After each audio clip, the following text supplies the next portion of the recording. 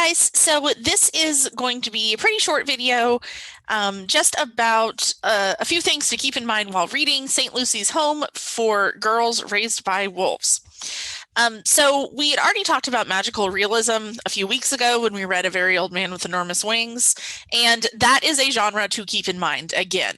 So in St. Lucy's Home, I'm just going to call it St. Lucy's instead of saying everything every time. In St. Lucy's, we have a fairly normal situation of girls attending a sort of finishing school where they are learning manners and they're learning how to dance and how to enter society. And when I call that normal, it's normal for some people. There is a part of society that does that. And certainly there was a time in the world when a lot more people went to a school like this. They're also getting some education. So we have girls at a school. It happens to be a Catholic school. It happens to be run by nuns. But that's what we have going on. The thing that turns it magical from just basic realism is, of course, that these girls are the children of werewolves. So these are human children.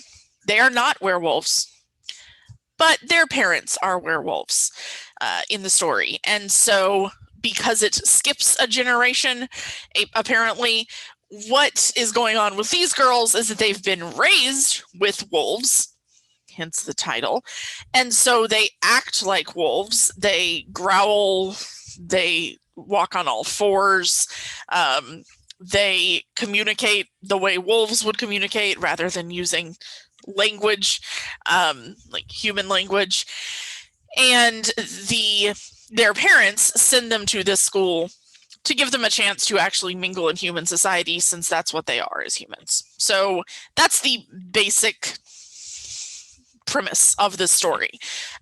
And so then what we see during the course of the story is how the different wolf girls adapt to the new situation, and how some of them are more successful, some are less successful, and just kind of the trials and tribulations of turning a bunch of little girls who were raised thinking they were and acting like wolves into the human girls that they actually are. So just wanted to make sure I get that out there and kind of have you guys keeping that in mind, since that can be, if you just tried to read the story straight up, not thinking about the magical realism aspect, it can be a little confusing because there's werewolves. Obviously, we don't have werewolves, or at least it's not an everyday thing, I guess. That's about all I can say about that.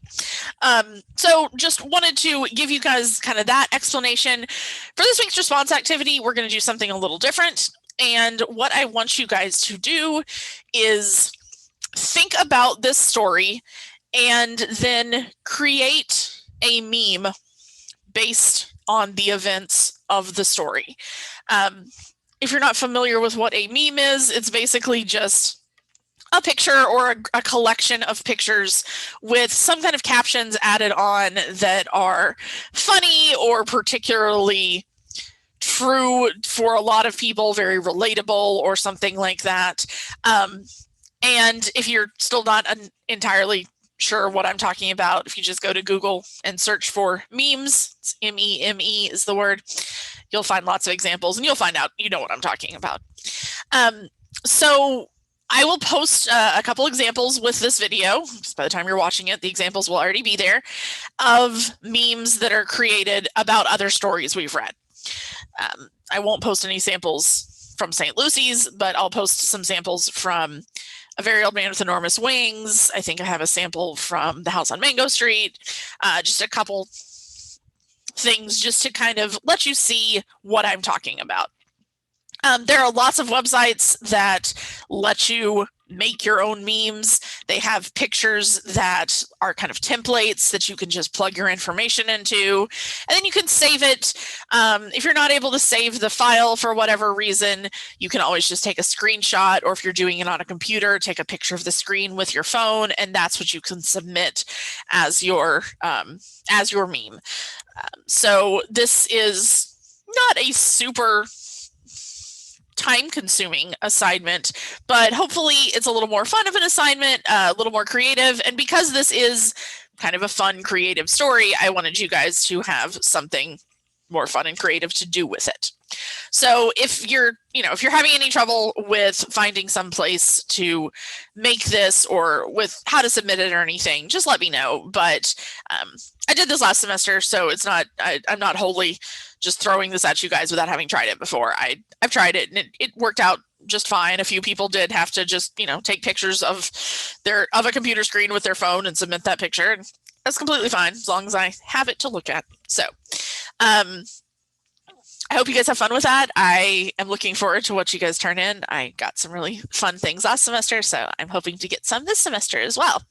And as one just final note, I hope you guys have a good week. I hope you have a good spring break. I hope you have a safe spring break, a careful spring break, but a fun spring break.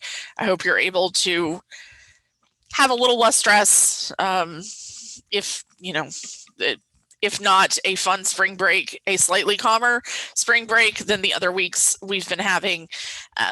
Just in general, I hope things are going well for you. Remember that if you're having issues or if you have questions about anything, just email or text me, drop into my office hours, or if you want to talk on Zoom outside of my office hours or talk on the phone, just email or text me and we'll set that up. And that's it for this week. I hope you're doing well. I say that all the time, but I really do. I hope you're doing well. So I will talk to you guys later.